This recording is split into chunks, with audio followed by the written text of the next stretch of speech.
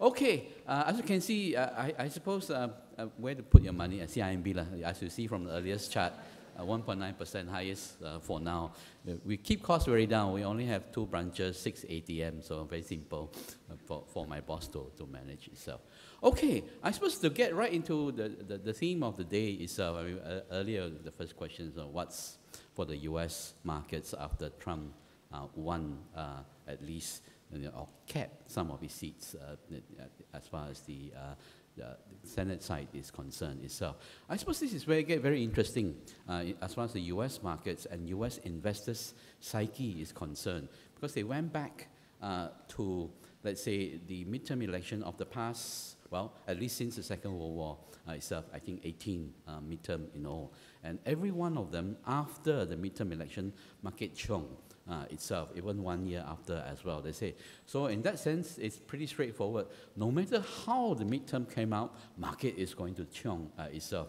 Because I was talking to among a few traders ourselves in terms of, what was that? That was our Monday morning itself. Hey, how do we position? Because yeah, just follow what the guru who have said. Every time after midterm market chong, because it doesn't matter what the result will be, because market will interpret in such. If the Republican won, okay, tax cut all the way, lagi better. If the Democrats, the outcome as poll itself, there's a check and balance on Mr. Trump. Market also happy. If has been the complete opposite, like when the poll got it wrong for the Trump election itself, Democrats won everything, lagi better because he will be impeached and market chong. So all 3 scenario market chong. So you win like that itself. But I suppose that is only short-term market, because immediately, and that was how the market reacted on Wednesday afternoon as well. We got equity that chong, but on the bond market side, they behaved differently itself. So not only was the US government split, but the market was also split in the equities and the bond market side as well. But by Friday, I think they realized, interest rate is still going to go upward, so it must be no good, right? Interest rate go up back for equity, so pull back a little bit. So some degree of stability brought back, or normality came back itself. I want to very quickly, in terms of just put forward what I want to, I think, say about outlook for the next 1 year now, because I see a very nice, comfortable environment. If I come here, I also tido at the back itself as well. So before you nod off itself, just remember a couple of, I suppose, highlight I want to say. The last couple of years, we got synchronized global growth. Everything chong. Whether it's US economy, Trump in that sense inherited a very lucky. He inherited economy that was already on the roll itself. Europe was doing well. Here in Asia, anchored by China, we're all doing well. Interest rate is still relatively low. Inflation relatively mild. So growth everywhere itself. So in that sense, can't go wrong. What we're starting to see now, and going forward into next year, really will be an environment where we are seeing already slower growth in this region. China's growth already slower. But it's still 6+% itself, and every year they can still create 3 or 4 Singapore-sized economy for the Chinese economy every year. It's a 4. I think 4 Singapore they can create every year from the GDP, even slower growth at the slower pace of growth as it is today itself. Europe, we have seen the growth also slowing down itself. The only thing now holding up is still the US economy itself. But if the economy continue to be creating jobs at the pace what it is today, US economy, unemployment rate is nearly 5-decade low itself. And wages in some of the critical areas have gone up, but wages in some of the, I suppose, lower income side stays still relatively sluggish as well. But interest rate is being tightened itself. So by this time next year, what we may find is synchronized growth, but synchronized slower growth everywhere itself. And depending on sometimes high interest rate or low interest rate works either way, can be good or bad itself. If this time next year the US is still very strong, interest rate is still going to be rising into the end of the year, the economy starts to slow down, that can be bad. But obviously we will say, hey, what if growth in the interest rate start to slow down? We will say also not so good, because that reflects the fact that then globally we have seen, or we are going to see, or we are at that point in time, much slower growth itself. So the investment environment will be very different in that kind of slower growth environment where interest rates stay high. Therefore, I say, keep money with the CIMB, deposit rate probably still the highest at this point itself. So that's the backdrop I want to sort of highlight, I suppose, right at the beginning itself. We've got synchronized global growth for the last 2 years. We are going to be heading into globalized, slower growth, synchronized slower growth in the next 12 months as well. Risk obviously coming from trade war, geopolitical risk itself, and obviously monetary tightening. If it starts, and we're starting to see, more countries against that backdrop as well. And also importantly, I think the rise of populism are going to be leading to more weaker government everywhere. We have seen that very clearly in Europe. We have clearly seen that why the German Chancellor Merkel, after so many years on top, decided to go out on a high. He said, well, I think populist government I cannot work with already. I better might as well stamp down when the economy is as powerful as it is today itself. So weak government and government in an environment where growth is slowing down is also another big policy risk in terms of how government responds to an environment when you have slower growth and you may have more unhappiness on the ground as well. So I want to very quickly just take you through some of the slides itself, highlighting what it may all mean at the end of the day to us here in Singapore. Singapore cannot escape. We are so too small. A small city-state, 700 plus square kilometers, 5.6 million people. There are only other two city-states in the world, Vatican and Monaco on that side itself. So we have to help ourselves in that kind of environment. Okay, very quickly, a very quiet one with disclaimer. Don't trust everything I say. Do your own homework. As I say, these days, very good. Go Google and all the homework can be done for you in a blink of an eye as well. Okay, so double disclaimer here, over here itself. Okay, now I suppose very quickly, again, the good thing today, when we started the year, we were all also very cautious about outlook for this year. This is sort of a summary of how it has been at the beginning of the year and how it was revised very little bit as well. Don't worry about taking pictures. I think all those slides you can have later on, or I think with a little bit of time, or when you ask for it. But this is our latest forecast from the IMF itself. Still relatively okay, all things considered, despite the fact that Trump has carried through many of his risks that was highlighted a year ago, real now. Trade war with China is real itself. The only thing which they have done and which have, I think, brought down the temperature a little bit has been the Korean Peninsula itself, because the Korean Peninsula was one of the risks that was highlighted and put very high up as far as the number of risks at the beginning of the year. It's come off a little bit, although it's still there itself. But for us, we can still see that numbers-wise, so far, still okay. And at this point in time, I think when we look at next year's growth, as you can see from this table over there, Asia region or emerging markets, developing Asia growth is still doing at almost twice global growth.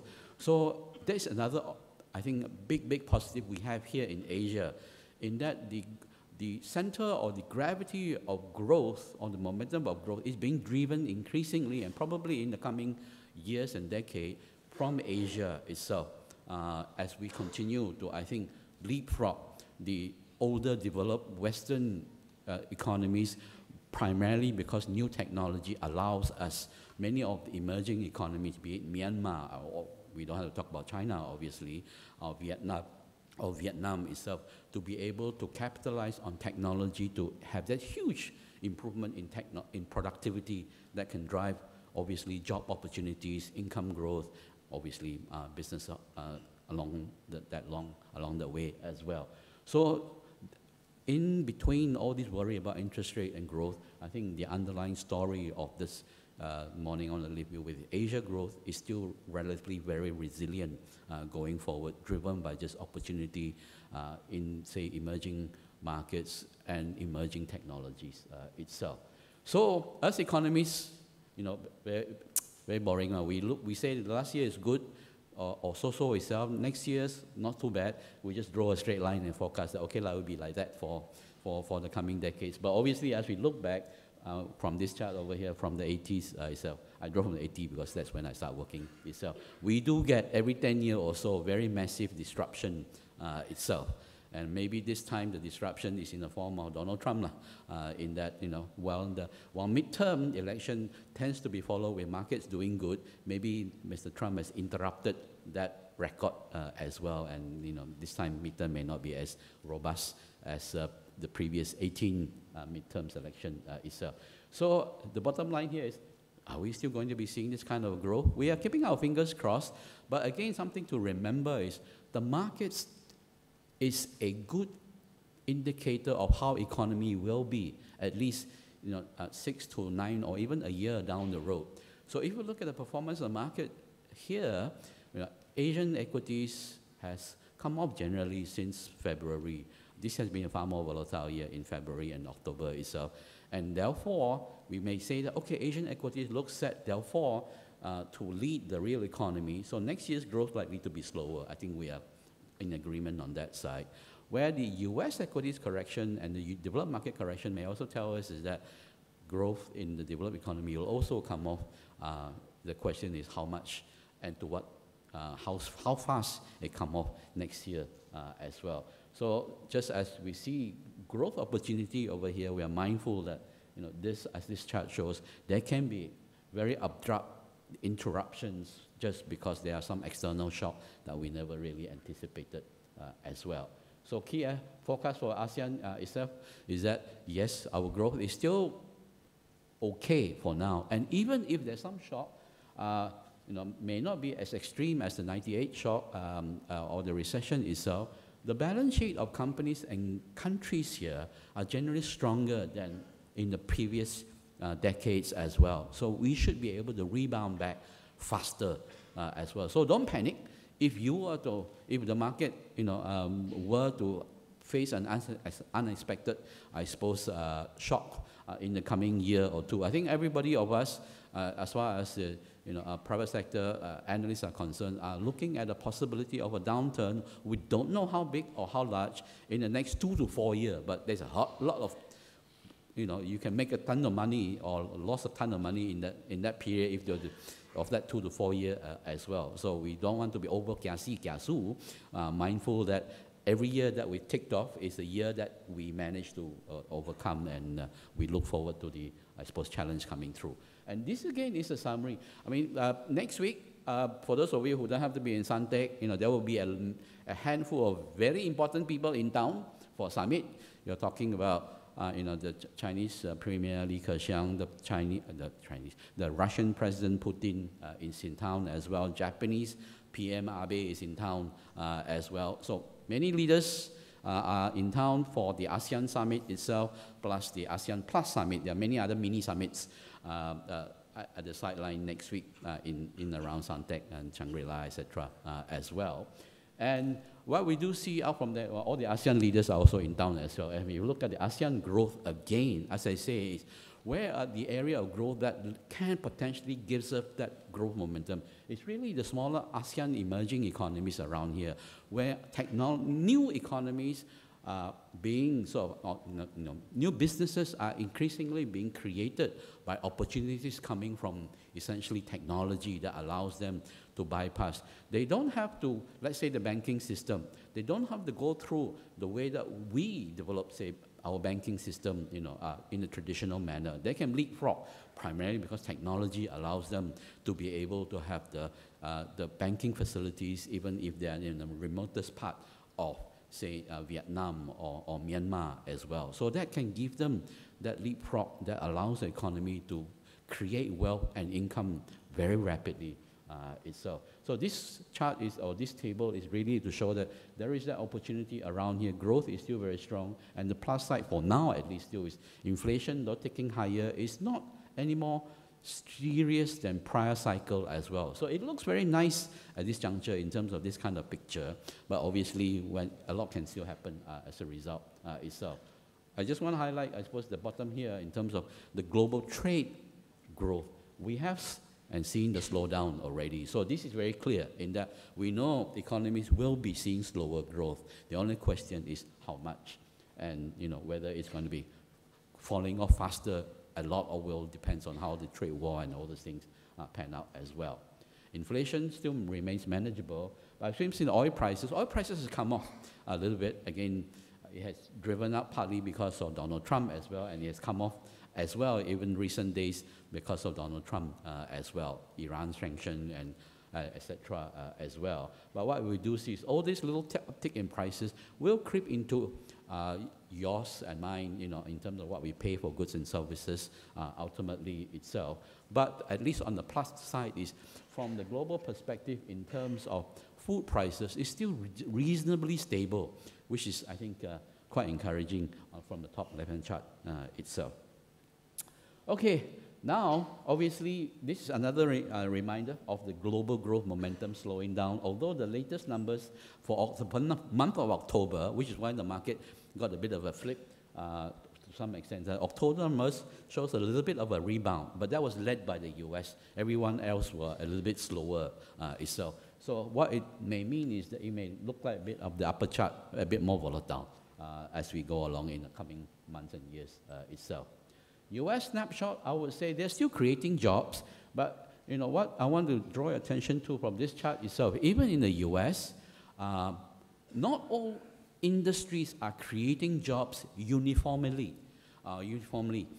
And we are seeing that here in Asia, actually all around the world. Because of technology interruption and disruption itself, brick and mortar business like retail is the one which is one where they have been losing or shedding workers itself. Workers are being created and being employed at the so-called professional level, IT side, IT security. All these things are in big demand itself. In the US, the economy is still growing up, manufacturing sector doing okay, the construction sector hiring itself, but the retail side, that's 10% of the labor force, are not seeing any meaningful wage growth, hardly as well, which is why recently Amazon was pressured into paying their lower worker, a bit more than the average itself, just because their wages had lagged behind the overall itself. So that kind of interruption basically are what we're seeing globally. Maybe that's why we're not seeing wages going up so strong, even though we have seen such strong growth over there, because not all industries and sectors are seeing that kind of wage pressure because they don't really need the labor as well. But we do see that overall it is feeding into inflation, and it is feeding into higher wages itself. We know that if it's relatively full employment, then interest rate will be climbing, because the US Central Bank said if it's full employment, wages will surely rise as expectation for wage increase builds up itself. So we better tweak interest rate as we move along as well. US interest rate is basically the de facto global rates itself, which is why here, us in Singapore, we use exchange rate as a policy tool rather than interest rate, because everything we eat in this room, outside there, we import. All the material that we make with the barang, we have to import them, be it from Indonesia, Malaysia, China, all around, process them, etc. as well. So we use exchange rate to keep the prices of goods stable. If inflation is high elsewhere, food prices is high, we strengthen the dollar so that the same amount of goods can still be bought with the equivalent amount Sing dollar as well. That's why we don't use interest rate here. Interest rate, we just take the global interest rate, the de facto US interest rate itself. So if US interest rate will be tracking higher because the economy is doing well, it feeds down to us. So we track global interest rate. So if the US Central Bank is set or expected to raise interest rates, say, 4 more times, one more time for the next 12 months, starting with the December one, factoring in 100 basis point, this is what we may see with our local SIBOR and the SOR rates as well. So that's something that you have to bear in mind, and that's where I suppose the risks come from going forward as well. China, for now, obviously faces the big challenge in terms of it's trying to industrialize in the shortest period of time. It has brought the most number of people out of poverty in the shortest period of time in any time's history itself, and it is trying to, in that sense, to reposition China as a global influencer, so to say, both in all sense of the word itself. The challenge now, obviously, is they have to do so in an orderly manner that doesn't create excesses from building up again. One of the big challenge now is obviously the property sector, where there is a lot of wastage, yet at the same time, they're seeing prices still being kept up as well. So I would say the China side growth will be slower, but you're still talking about the economies of scale that creates opportunity. You know, with China, when you say, wow, you have a 1 in a million chance, I say that's still 1,000 plus, you know, when in scheme of things. So number does help itself. So trade fight will be interesting. Month end, we've got the G20 meeting in Buenos Aires, where the head of states of the leading economy will gather, and this is where Trump and supposed to be Xi Jinping will sit down and chat. We'll see, because Trump can be cursing at China for day one, and by Wednesday he said they're best friend again. So that kind of unpredictability may work as a businessman trying to cut a deal with companies, but when you are head of a government and country, it's a bit more tricky itself. So I would say it is a big risk. I think Trump also is mindful that he doesn't want to push it all the way, but he has to say he has to push all the way in terms of taxing all of Chinese imports, because his very favorite iPhone is inside there itself. So if we start taxing 25%, including iPhone, I think even his redneck Republican supporter will also abandon him as well. So that's the risk in which we know that there is that maybe red line that he may not want or dare to cross. From the Chinese standpoint, they also don't know what to do at this point. But what Trump has forced them to do is also open up China at a far faster pace than they normally would have wanted to. So it's not wrong in terms of opening up China, but I think at their own pace as well. But we'll see how it pans out over the next, the next 1 month the next 2 weeks may tell us a lot already on how it pans out as well. Okay, I mean, the implementation of trade war obviously, means that every time you throw a roadblock inside there, it will have impact on economies like us in Asia, in Singapore, which depends on trade for growth itself. So we know slowdown is already underway. Whether it will slow down, how much further, we'll see how it goes itself. So here for us, obviously, we are very vulnerable. We are very trade-oriented. We already have seen money being pulled out from this region itself. And obviously, the currencies of the more vulnerable one, especially like Indonesia, has come off very sharply itself, in India, Philippines as well. But what we have seen so far, very interestingly, is that even though, let's say, the Indonesian rupiah has fallen, let's say, 6-7% itself, the economy has slowed a little bit, but it's still generating jobs and income itself, that while Indonesians complain about the weaker currency, we still see a lot of Indonesians in town, still spending on holidaying as well. Similarly so, with the Indian rupees, it has weakened, but the Indian economies generate enough sufficient growth and income to still support spending, so they're still spending here as well. And actually, the other one where we don't really pay as much attention to is the Vietnamese dong. It's about as weak as it has ever been itself.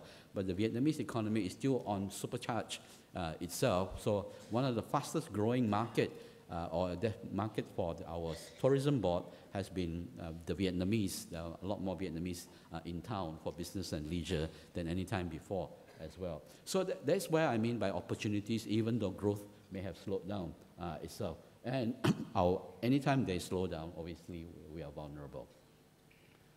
Singapore, coming back, just to wrap things up itself, we are seeing slower growth. Bottom line here is we are a matured economy. There's only so many things from 5.5 million people that we can do itself. If population and immigration is going to be still a sensitive issues for government and us to deal with itself, then it has to be coming from productivity gain and how we use technology to improve the way we deliver goods and services or productivity as well. So we are set on slower growth.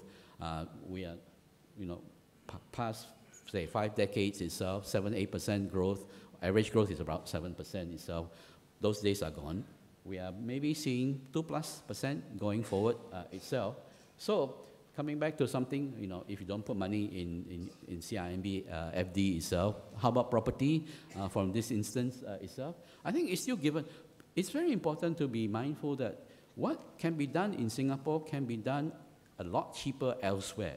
So as long as Singapore stays relevant to the world, there will still be people coming in to live and work in Singapore. There'll still be demand for the property side itself. Because if you look around this room, maybe this room is not a good example. Aging, obviously, is a huge issue itself. So if more apek like me going to die off, I'm going to live with an empty room itself if immigration is an issue as well. So all these things you have to bear in mind. You don't have to look too far. You just look around your own family. How many young ones do you have as well? And if they are all aging, then the demand for property will also, the demographic will change, and the underlying will change as well. So if we look at, say, the economic growth is, say, back to this one, is that steady on beep of around 2%, then ideally property prices should track that in that environment as well. But obviously the bottom line here is, for some of the younger ones in this audience over here, they may not have seen interest rate like David Gerald pointed out earlier, far more higher. And before the 08 financial crisis, so your SIBOR rate was close to 4%. You said, what, 4%? Xiao. But that's how it was back then itself. Now it's 1.7. Wow, so high already. You try 4%, and you see how high it is, for instance, as well. Will we head there? If we were to head there, it has to be the US economy, despite Trump, continuing to churn, generating jobs, even though it's full employment, that pressure the central bank to continue to tighten beyond this year because inflation and wage growth continue to pile on itself. That's actually not bad for us as investors, in that when you have interest rate rising, you have growth also coming through, that is sweet, because you earn money on the way up when people are still gainfully employed. What you don't want to see is interest rate overshooting on the way up, growth coming down, wages coming down, then you start to rejig your portfolio already. So at this moment, we are still in this up leg. Interest rate going up, growth is still there, but we are starting to see growth come off. So be careful in this kind of environment itself.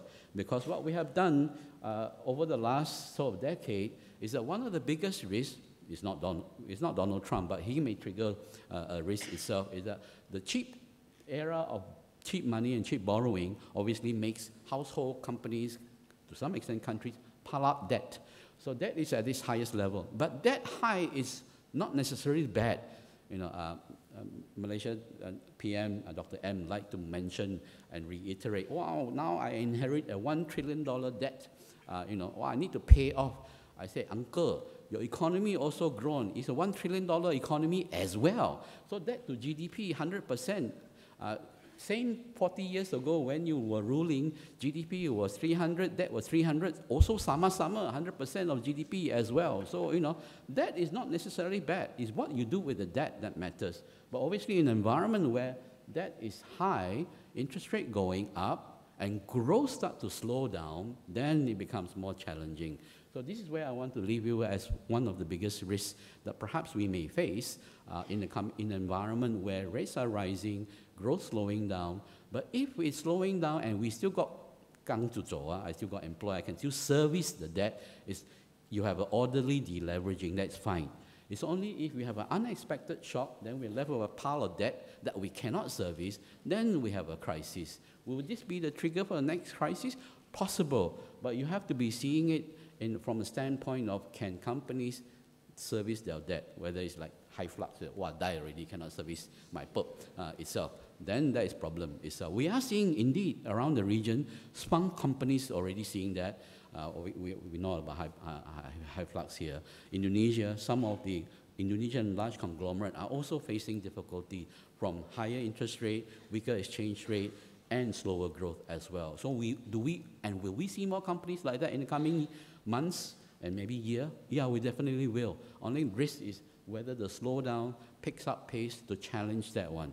So this is where I want to leave you with in terms of what it means. And now that I warm up the crowd, the next speaker and the one to follow will excite you even more.